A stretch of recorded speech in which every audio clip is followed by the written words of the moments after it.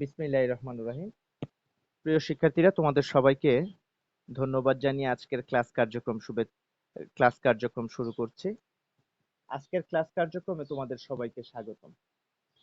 শিক্ষার্থী বন্ধুরা, আজকে আমরা পাটিগণিতের একটি অধ্যায় করব, সেটা হচ্ছে 2.2 মুনাফা চ্যাপ্টারের 2.2 চক্রবৃদ্ধি মুনাফা সম্পর্কে আজকে আমরা ধারণা নিব। চক্রবৃদ্ধি মুনাফাটা কি, চক্রবৃদ্ধি মুনাফা নির্ণয়ের সূত্র কি, চক্রবৃদ্ধির মূলধনটা কি, এই বিষয়গুলি আজকে আমরা জানবো এবং এই সংক্রান্ত অঙ্কটি আমরা শিখব। অনুশীলনী 2.2 পৃষ্ঠা 20 20 পৃষ্ঠা থেকে এখানে শুরু হয়েছে, আর অঙ্ক আছে 27 পৃষ্ঠা থেকে। তো আমরা প্রথমে, তোমরা দেখো এখানে 20 পৃষ্ঠায় চক্রবৃদ্ধির মুনাফা কম্পাউন্ড প্রফিট সম্পর্কে আলোচনা করা আছে। তোমরা এই আলোচনাটুকু পড়বে, পড়লে একটু ধারণা তোমাদের ক্লিয়ার হবে। আমি একটু তোমাদের ধারণা ক্লিয়ার করার জন্য একটু আলোচনা করছি। তো সবাই খুব গভীরভাবে মনোযোগ দাও। আজকে আমাদের আলোচ্য বিষয় চক্রবৃদ্ধির মুনাফা। লেখো চক্রবৃদ্ধি মুনাফা কম্পাউন্ড প্রফিট। চক্রবৃদ্ধি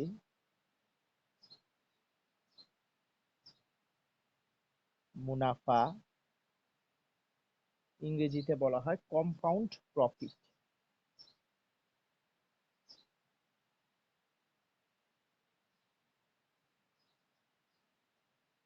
কম্পাউন্ড প্রফিট।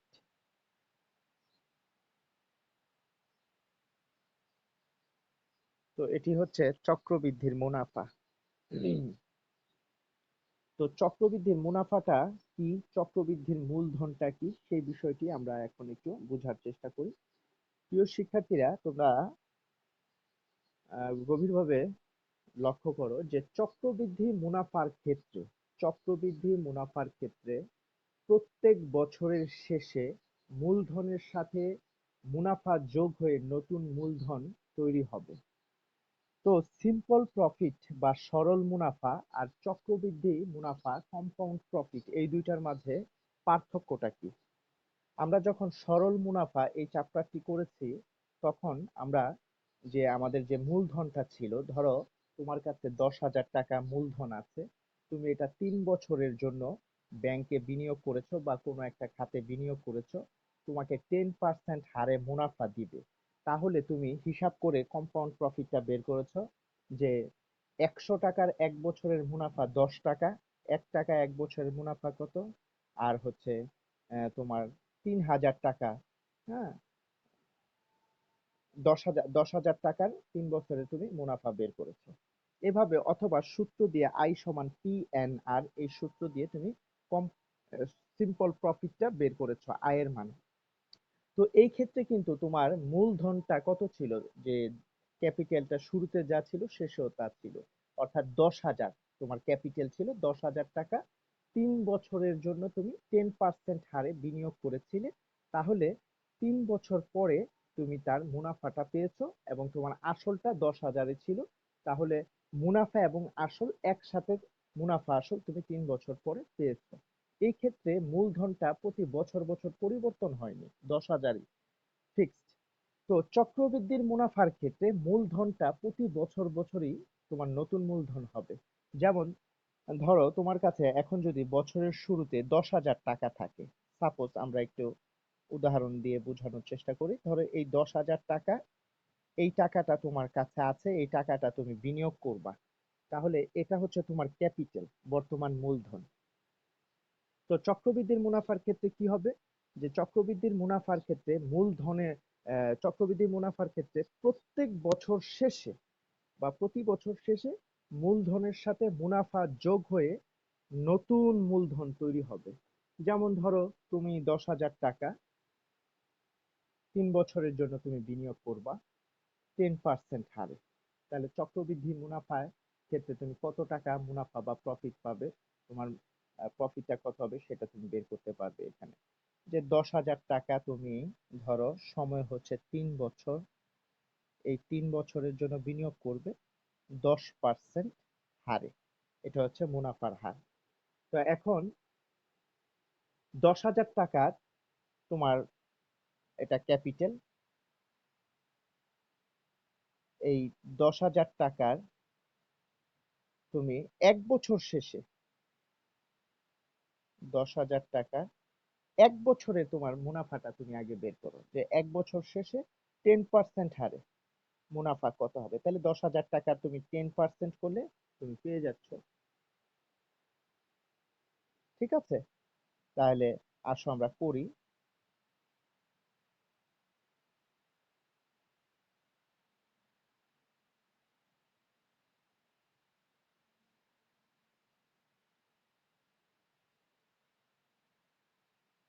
তাহলে তুমি 10,000 টাকা 10% অর্থাৎ 1 বছর শেষে তোমার মুনাফা হচ্ছে কত?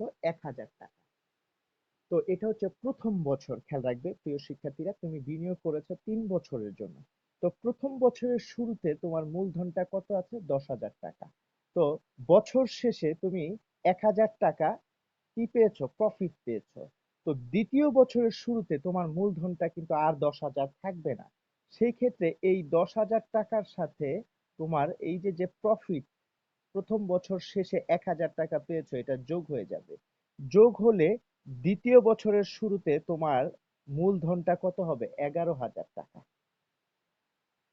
তো এই 11,000 টাকা দ্বিতীয় বছর শেষে তুমি এই 11,000 টাকার 10%,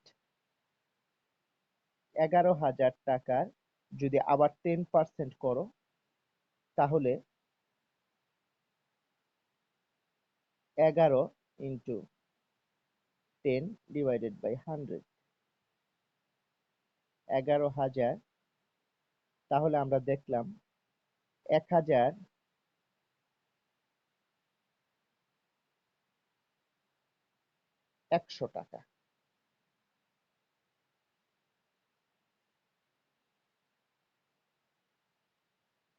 তার মানে আমি কি বুঝাতে চাইলাম, বিষয়টা একটু ক্লিয়ার হয়ে নাও সবাই। যে তোমার কাছে বছরের শুরুতে 10,000 টাকা আছে, তুমি চক্রবৃদ্ধি মুনাফায় যদি বিনিয়োগ করো, কম্পাউন্ড প্রফিট, এটা সার্কেল অনুযায়ী বৃদ্ধি পায়, সার্কেল ওয়াইজ। যেমন 10,000 টাকা 3 বছরের জন্য 10% হারে যদি বিনিয়োগ করা হয়, চক্রবৃদ্ধি মুনাফার ক্ষেত্রে আমরা হিসাবটা যদি করি, তাহলে এরকম হবে যে বছরের শুরুতে তোমার ক্যাপিটাল 10,000 টাকা, কিন্তু প্রথম বছর শেষে তুমি যে প্রফিটটা পেয়েছো 10,000 টাকার 10% কত? 1,000 টাকা। এটা হচ্ছে প্রথম বছর শেষে তোমার মুনাফা হয়েছে 1,000 টাকা। এই মুনাফাটা আবার তোমার মূল ক্যাপিটাল যে 10,000 ছিল সেটার সাথে যোগ হয়ে নতুন মূলধন হয়ে যাবে দ্বিতীয় বছরের জন্য। আর 10,000 মূলধন না, তোমার মূলধন কত? 11,000 টাকা। তাহলে দ্বিতীয় বছরের জন্য তুমি আবার 11,000 টাকার 10%, বছর শেষে আবার কত? 1,100 টাকা তুমি পেলে। এই 1,100 টাকা আবার তোমার এই 11,000 টাকার সাথে যোগ হয়ে নতুন মূলধন গঠন হবে। তো এভাবে প্রতি বছর শেষে তোমার মূলধনের সাথে মুনাফা যুক্ত হয়ে নতুন মূলধন গঠন হবে। তোমরা কি আশা করি বুঝতে পেরেছো বিষয়টা? যে প্রতি বছর শেষেই চক্রবৃদ্ধি মুনাফার ক্ষেত্রে প্রতি বছর শেষে মূলধনের সাথে মুনাফা যোগ হয়ে যাবে। যেমন এটা প্রথম বছরের মূলধন ছিল, তো প্রথম বছর শেষে মুনাফা পেয়েছে 1,000 টাকা। তো দ্বিতীয় বছরের শুরুতে এবার মূলধন হয়েছে কত? 11,000 টাকা। তো দ্বিতীয় বছরের শুরুতে এবার মূলধন 11,000 টাকা। তো দ্বিতীয় বছর শেষে এই 11,000 টাকায় আমি প্রফিট পেয়েছি কত? 1,100 টাকা, অর্থাৎ 1,100 টাকা। তো তৃতীয় বছরে আমি যেহেতু 3 বছরের জন্য বিনিয়োগ করব, তো তৃতীয় বছর শেষে কিন্তু আমার আবার কি হয়ে যাবে? এই 11,000 টাকার সাথে আমার এই মুনাফাটা, যে 1,100 বা 1,100, এই টাকাটা যুক্ত হয়ে যাবে। যুক্ত হয়ে গেলে আমার টোটাল হবে এখানে 11,000, এখানে 1,000, 12,100 টাকা। তাহলে এই 12,100 টাকা কিন্তু আমার তৃতীয় বছরের শুরুতে কি মূলধন, তৃতীয় বছরের শুরুর মূলধন। এটা ছিল প্রথম বছরের শুরুতে মূলধন, তারপরে এটা হচ্ছে দ্বিতীয় বছরের শুরুতে মূলধন। এই 12,100 টাকা হচ্ছে তৃতীয় বছরের শুরুতে মূলধন। তো তৃতীয় বছরে তোমার এই 12,100 টাকার উপর তুমি 10% হারে প্রফিট পাইবা। তার মানে এই 12,100 টাকার 10% যা হবে তুমি তা পাবে।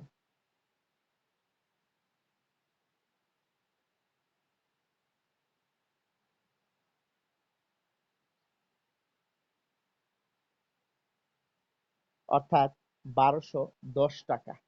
তাহলে এই 1210 টাকা হচ্ছে তুমি তৃতীয় বছর শেষে তোমার কি প্রফিট হইলো 12,100 টাকার উপরে তুমি তৃতীয় বছর শেষে এই 1210 টাকা কি পাইছো, মুনাফা পাইছো 1210 টাকা।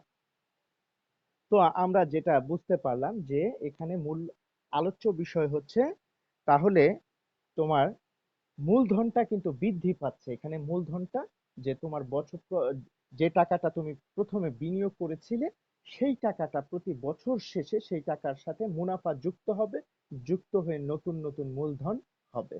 তাহলে তোমার দেখো বছরের প্রথম বছরে তোমার মূলধন কত ছিল, 10,000 টাকা। তৃতীয় বছরের জন্য তোমার মূলধন কত হয়েছে, 12,100 টাকা। তাহলে তুমি 12,100 টাকার 10% হারে তুমি প্রফিট পেয়েছো, অর্থাৎ 1210 টাকা। এখন এই হিসাবটাই যদি আমরা সরল মুনাফায় করতাম, তাহলে সরল মুনাফায় করলে কি হইতো বিষয়টা একটু বোঝার চেষ্টা করো। যে সরল মুনাফায় সিম্পল প্রফিটে যদি থাকতো, তাহলে এরূপ হতো যে আই সমান আমাদের সরল মুনাফা আই সমান PNR। অর্থাৎ আমার মূলধন ছিল 10,000, সময় n এর মান হচ্ছে 3 ইয়ার্স, আর 10%, 10 ডিভাইডেড বাই 100। তাহলে এখানে এরূপ হতো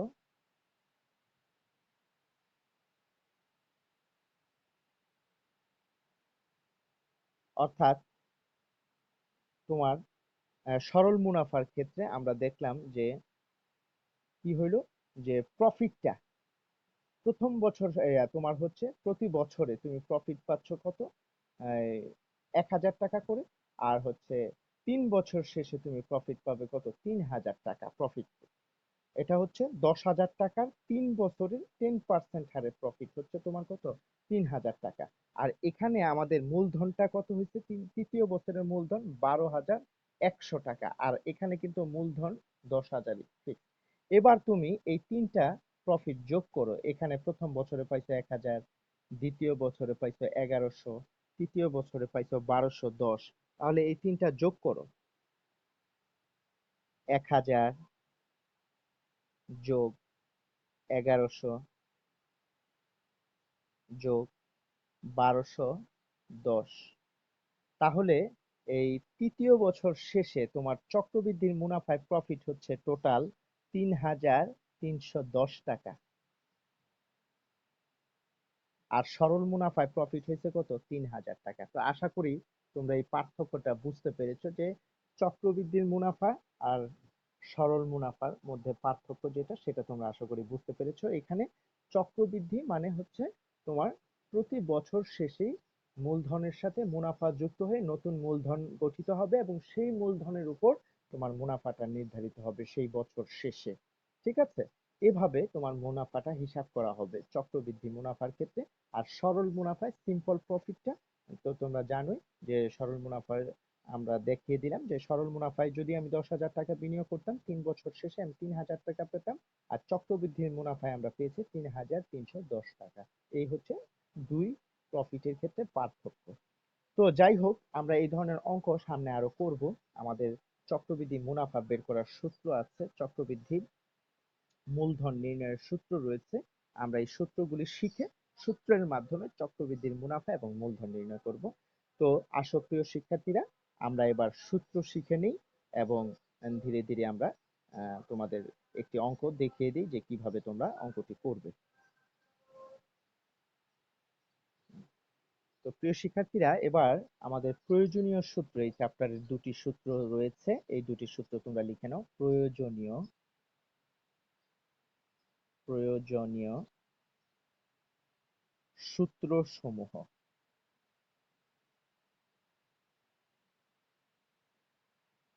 প্রয়োজনীয় সূত্রসমূহ: 1 নম্বর, চক্রবৃদ্ধির মূলধন নির্ণয়ের সূত্র।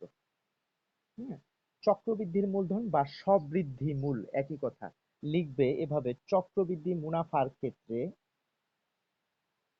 চক্রবৃদ্ধি মুনাফা হ্যাঁ, প্রিয় শিক্ষার্থীরা লিখবে চক্রবৃদ্ধির মুনাফার ক্ষেত্রে স্ববৃদ্ধি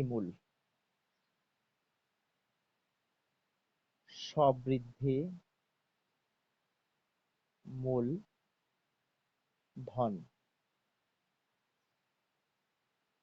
সি সমান সূত্র হবে P into 1 + r whole to the power n। তো এই সূত্রটি হচ্ছে স্ববৃদ্ধি মূল, মনে রাখবে, চক্রবৃদ্ধি মুনাফার ক্ষেত্রে স্ববৃদ্ধি মূলধন সি দ্বারা প্রকাশ করা হয়। সিটা হচ্ছে চক্রবৃদ্ধি মূলধন বা স্ববৃদ্ধি মূল, পি হচ্ছে আসল, তোমার আর হচ্ছে মুনাফার হার, এন হচ্ছে সময়। 2 নম্বর সূত্রটি লেখো, চক্রবৃদ্ধি মুনাফা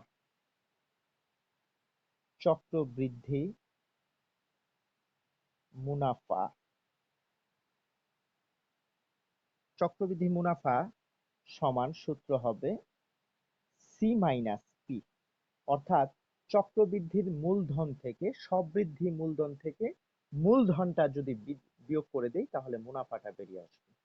তাহলে এবার তোমরা একটু লিখে নাও, এখানে প্রচলিত যে প্রতীকগুলো রয়েছে এর আহ, বর্ণনাটা একটু লিখে নাও, যে এখানে সি সমান স্ববৃদ্ধি মূলধনও বলতে পারো অথবা চক্রবৃদ্ধি মূলধনও বলতে পারো তোমরা। স্ববৃদ্ধি মূলধন, হ্যাঁ, চক্রবৃদ্ধির মুনাফার ক্ষেত্রে স্ববৃদ্ধি মূলধন হচ্ছে সি, ঠিক আছে। পি সমান, এটা হচ্ছে প্রিন্সিপাল অ্যামাউন্ট, আসল, আর রেট অফ ইন্টারেস্ট, মুনাফার হার,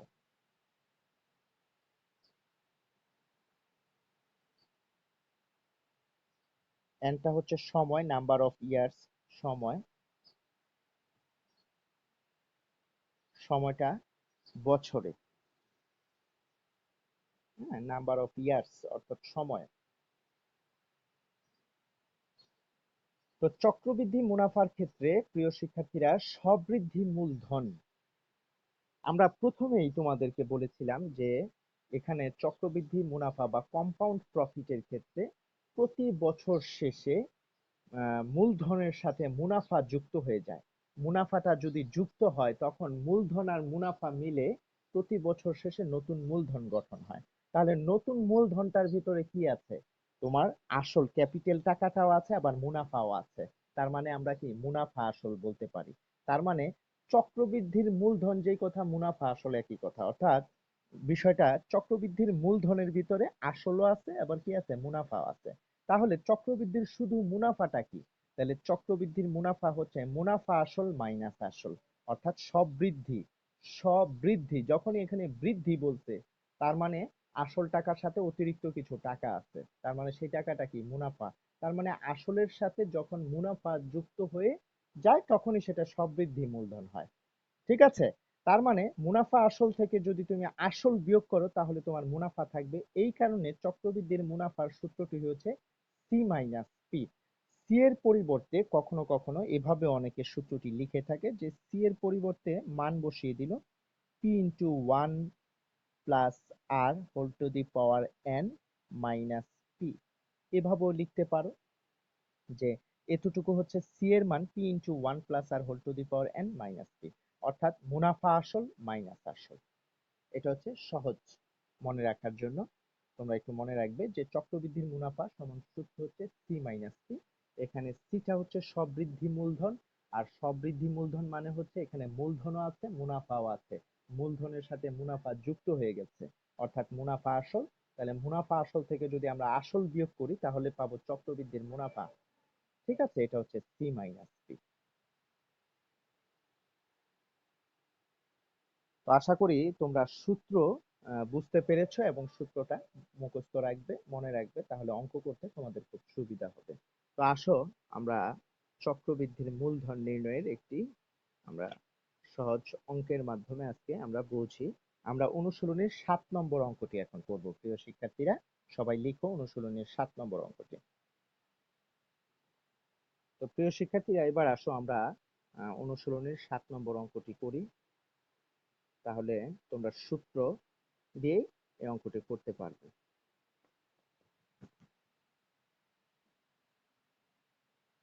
আমাদের প্রশ্ন আছে, বার্ষিক 10% মুনাফায় 8,000 টাকার 3 বছরের চক্রবৃদ্ধি মূলধন অর্থাৎ সি এর মান বের করতে হবে। সবৃদ্ধি মূলধন এটা বের করতে হবে। তাহলে আমরা প্রথমে লিখবো, এখানে সবাই লিখো যে দেওয়া আছে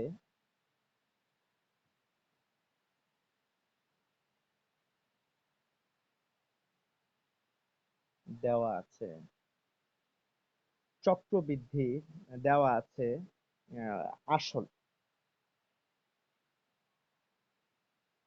আসল পি সমান 8,000 টাকা। দেওয়া আছে আসল পি সমান 8,000 টাকা। মুনাফার হার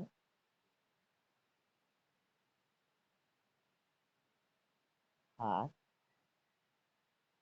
আর সমান 10%। অর্থাৎ 10% মানে হচ্ছে 10%, 10%।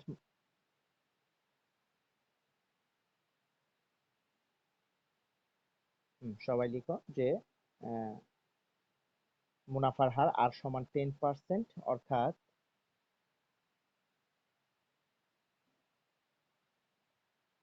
100/10। 10% মানে হচ্ছে 100/10। এই শূন্য এই শূন্য কাটাকাটি, 10/1 অর্থাৎ 0.1। এটা হচ্ছে মুনাফার হার, রেট অফ ইন্টারেস্ট। এবার লিখো সময়।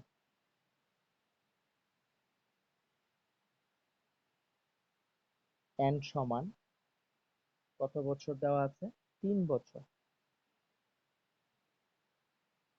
সুতরাং আমরা এবার বের করব চক্রবৃদ্ধির মূলধন। চক্রবৃদ্ধির মূলধন, আমরা জানি চক্রবৃদ্ধির মূলধন সি সমান, যে সূত্রটি আছে সেটা আমরা লিখব, P into 1 plus R whole to the power N. এই সূত্রে আমরা মান বসিয়ে দিব। আসল 8,000, 1 প্লাস আর এর মান 0.1 ইন্টু এন এর মান হচ্ছে 3। তাহলে আমরা লিখব 8,000 ইন্টু 1 প্লাস 0.1, 1.1, তার উপরে পাওয়ার হচ্ছে 3, সমান 8,000 ইন্টু 1.1 ইন্টু 1.1 ইন্টু 1.1। এটা আমরা 3 বার গুণ করে দিলাম, সমান, তোমরা গুণটা করে ফেলো, যে 8,000 ইন্টু 1.1 ইন্টু 1.1 ইন্টু 1.1 গুণ করলে, প্রিয় শিক্ষার্থীরা, 10,648 টাকা আসে। আমরা লিখলাম 10,648। এটাই হচ্ছে আমাদের চক্রবৃদ্ধির মূলধন, সি এর মান।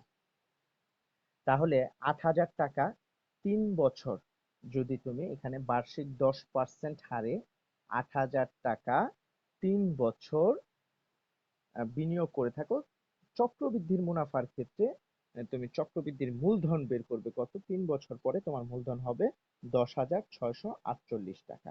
অর্থাৎ 8,000 টাকা 3 বছর পরে তোমার 10,648 টাকা হবে 10% হারে 3 বছর শেষে। তো আশা করি তোমরা সবাই আজকের পাঠ বুঝতে পেরেছো। তোমরা বাসায় এই অধ্যায়টি অনুশীলন করবে। এই অধ্যায়ের অঙ্কগুলি নিজেরা করার চেষ্টা করবে। 8 থেকে 10 পর্যন্ত একই অঙ্ক, এগুলি সূত্রের সাহায্যেই তোমরা করতে পারবে। তোমরা বাড়িতে অঙ্কগুলি চেষ্টা করবে, সূত্রটা শিখবে এবং বেসিক বিষয়টা আয়ত্ত করার চেষ্টা করবে। তো তোমাদের সবাইকে ধন্যবাদ যারা আজকে যুক্ত ছিলে ক্লাসে। তোমাদের কোনো কোশ্চেন থাকলে আমাকে করতে পারো। তো প্রিয় শিক্ষার্থীরা, তোমাদের সবাইকে ধন্যবাদ যারা আজকের ক্লাস কার্যক্রমে অংশগ্রহণ করেছো। তোমরা বাসায় অঙ্কগুলি চর্চা করবে। কোথাও বুঝতে অসুবিধা হলে আমাকে জানাবে, আমি আবার প্রয়োজনে বুঝিয়ে দিব, অথবা আগামী ক্লাসে যদি কোথাও কোনো সমস্যা থেকে থাকে আগামী ক্লাসে আমাকে অবশ্যই সেটা বলবে। অঙ্ক করার মাঝে যদি কোনো প্রবলেম পড়ে থাকে তোমরা, তা তোমরা বাড়ির কাজটা লিখে নাও।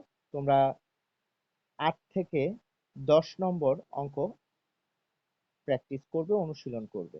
এটা তোমাদের বাড়ির কাজ থাকলো, 8 থেকে 10। ঠিক আছে? এই 3টি অঙ্ক তোমরা অনুশীলন করবে এই সূত্রের সাহায্যে। ঠিক আছে প্রিয় শিক্ষার্থীরা, আমরা আজকের ক্লাস কার্যক্রম এখানেই শেষ করছি। ধন্যবাদ সবাইকে।